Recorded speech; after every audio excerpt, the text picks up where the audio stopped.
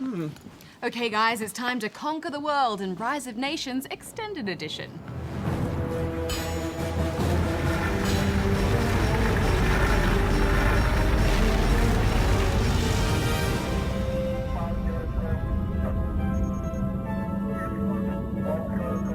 Rise of Nations was originally released in 2003 to widespread acclaim.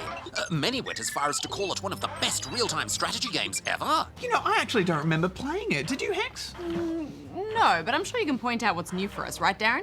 Affirmative. This extended edition is essentially just a re-release of the original game, along with its expansions. The core game remains untouched, but the graphics have been slightly enhanced, and the Twitch game streaming service has also been integrated. Well, fair enough. My first impressions are it feels a lot like Age of Empires. You start each match with just a few buildings and villages. Then you spend time peacefully recruiting new villagers and setting up a solid stream of incoming resources. Then you start researching new technologies and building up new cities to expand your territory. Once you've built up a solid foundation, it's time to crank out the troops and crush everyone in your way. Affirmative. The combat revolves around a familiar rock, paper, scissors mechanic. For example, cavalry beats infantry, pikemen beat cavalry, and infantry beat pikemen.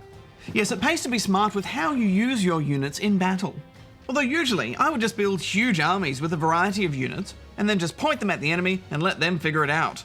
Maybe not the most refined strategy, but it usually works. You know, you really should at least try keeping your artillery in the back, Barjo. Yeah, they'll be fine.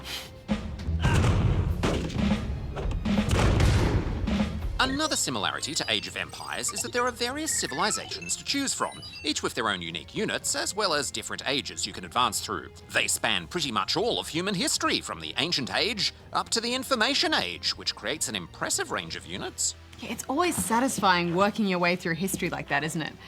You literally go from throwing rocks at each other to launching nuclear missiles.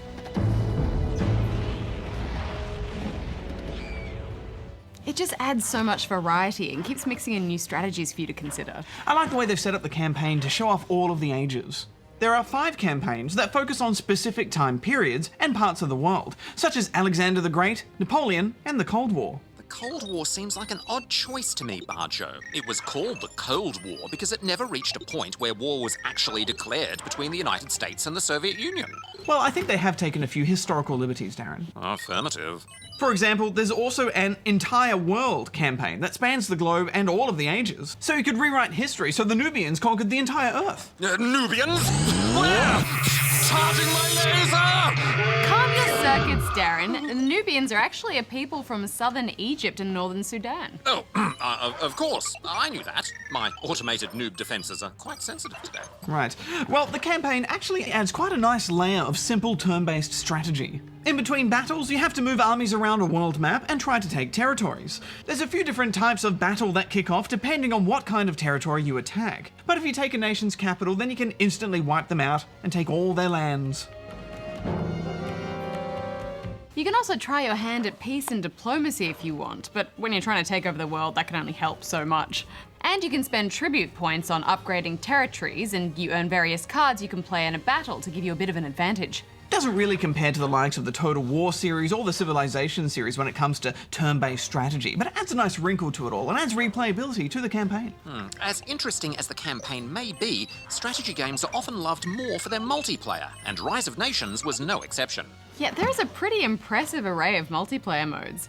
You can have up to 8 players facing off in standard free-for-alls and team matches. But there are also some more interesting modes, like Barbarians at the Gates, where one team tries to defend their whole town while the other attacks. Guys, I loved how much you can customize everything too. For example, you can set up a match so there's no attacking allowed until you reach a certain time, or have no attacking at all and turn the match into a peaceful research race. Pretty much any kind of game mode or configuration you can think of, you can play. Sadly, there weren't many available online matches that we could find, but thankfully you can play against computer AI, which puts up a very satisfying challenge. Well, we should wrap this up, Barjo. What are you giving it? Rise of Nations certainly shows its age a little bit, but there's some good classic strategy here, so I'm giving it 7.5. Yeah, this feels like it's where that old school Age of Empires formula really peaked before everything got all fancy in 3D, and they've treated it with the right amount of polish to really justify a re-release, so I'm giving it 7.5 as well.